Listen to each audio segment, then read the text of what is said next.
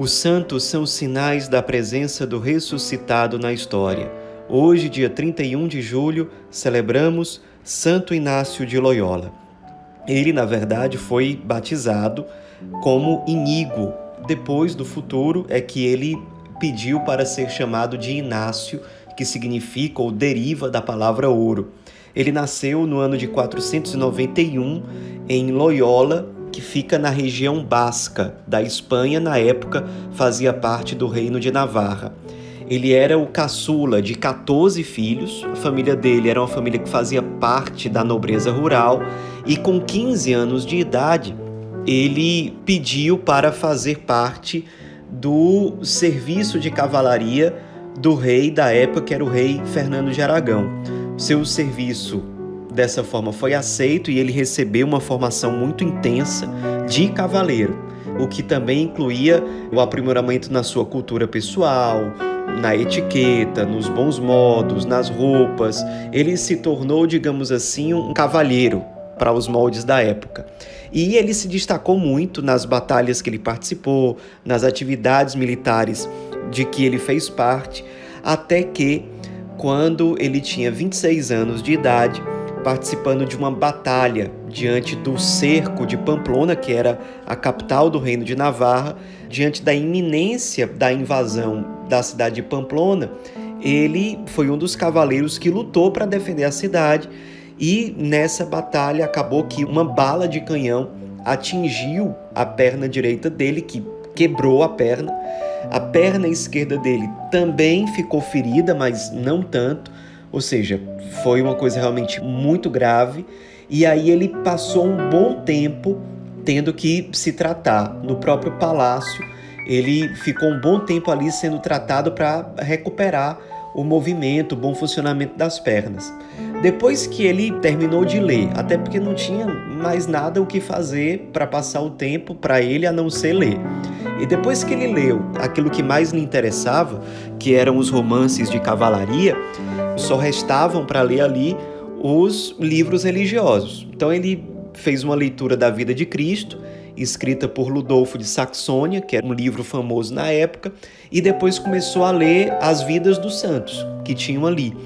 E no começo ele não teve muita empolgação para fazer isso, era mais um passatempo, só que ele foi naturalmente confrontando aquelas vidas que ele via naqueles livros, as vidas dos santos, com a vida dele, que ele tinha vivido. E ele mesmo diz na sua autobiografia que até os 26 anos de idade ele tinha sido um homem entregue às vaidades do mundo, aos prazeres passageiros. E ele percebeu, se comparando aos santos, que a vida dele, na verdade, era muito fútil, era muito vazia. E ele tinha um temperamento colérico, então foi crescendo dentro dele o desejo de firmemente se dedicar a ter uma vida como a vida daqueles santos. E ele queria colocar logo a mão na massa, sair logo dali, só que de fato o tratamento dele durou um bom tempo. Ao sair ali do palácio, já terminado o seu tratamento, ele teve a firme decisão de fazer uma peregrinação, até como forma de penitência, até a Terra Santa, uma forma de reparação, um exercício espiritual de reparação pelos pecados cometidos até então, por toda a vida marcada pelo pecado que ele teve até aquele momento. Como um dos primeiros atos, depois de tomar essa decisão, ele passou uma noite inteira em oração no Santuário de Montserrat. Depois dessa noite inteira de oração, ele decidiu deixar ali, naquele santuário, a sua espada, simbolizando que ele não queria mais as honras desse mundo, nem ser um cavaleiro mundano. Ele queria agora outra coisa. E aí, continuando a sua peregrinação até a Terra Santa, ele passou um bom tempo em Manresa.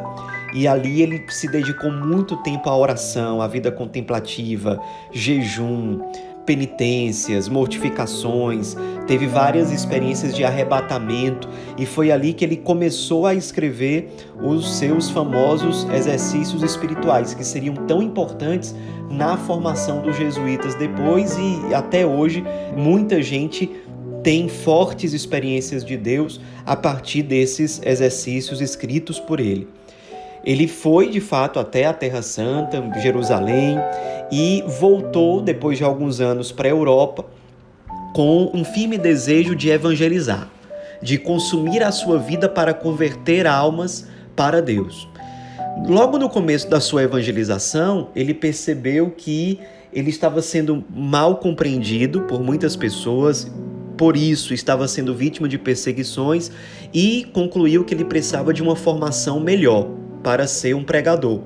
Então ele foi para Paris para estudar na universidade mais famosa da época, que era Sorbonne, e ali ele estudou filosofia, teologia e fez outros estudos também complementares.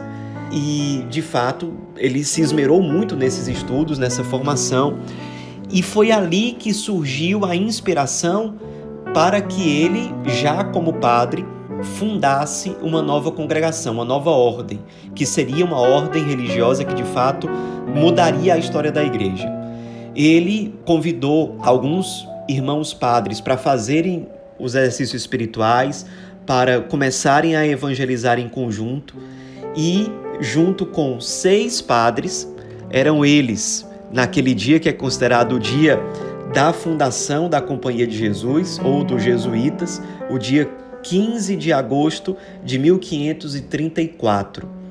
Ele, juntamente com os 6 padres companheiros, eram eles o francês Pedro Fabro, os espanhóis Francisco Xavier, Alfonso Salmeron, Diego Lainez e Nicolau de Bobadilla, e também um padre português chamado Simão Rodrigues. Então ele, junto com esses 6 padres, deu início oficialmente nesse dia à Companhia de Jesus, o que seria um marco para a igreja. Eles então começaram a evangelizar intensamente, era uma vida muito disciplinada, eles se consideravam soldados de Cristo, então eles tinham uma obediência total ao Cristo e ao Papa. Eles assumiram um dever pessoal de fazerem uma peregrinação à Terra Santa, assim como o Santo Inácio já tinha feito, ou, se não pudesse, que pelo menos eles se apresentassem ao Papa, oferecendo a ele uma obediência total. Era uma época em que a igreja realmente precisava muito evangelizar. Vários territórios estavam sendo descobertos em várias partes do mundo, inclusive o Brasil. Havia também o desafio de evangelizar em territórios que tradicionalmente eram católicos, mas que estavam se tornando protestantes por conta da reforma de Martinho Lutero. Então, os jesuítas foram uma grande resposta da igreja para aquele contexto, porque eles eram grandes apóstolos, grandes pregadores, grandes missionários, e que tinham uma grande diversidade de apostolados possíveis.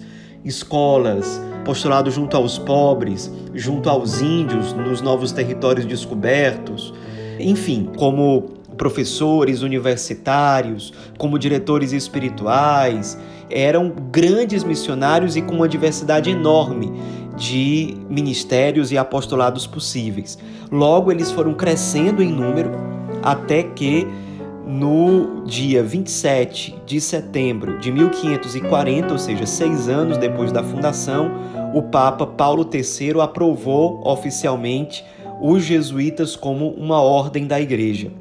No ano seguinte, 1541, Santo Inácio foi eleito superior geral da companhia e se mudou para Roma.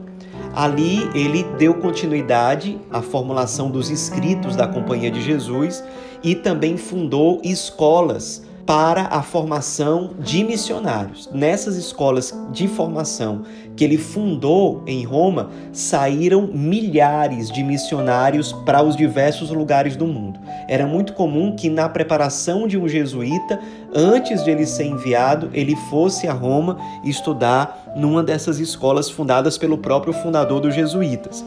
Ele próprio se dedicou muito à evangelização, ao apostolado, sendo auxílio para a igreja na época. Ele colocou para os seus religiosos a obrigatoriedade de um 4º voto, além dos votos de pobreza, castidade e obediência, o voto de obediência total ao Sumo Pontífice. Enfim, ele faleceu já com 65 anos de idade, no dia 31 de julho de 1556.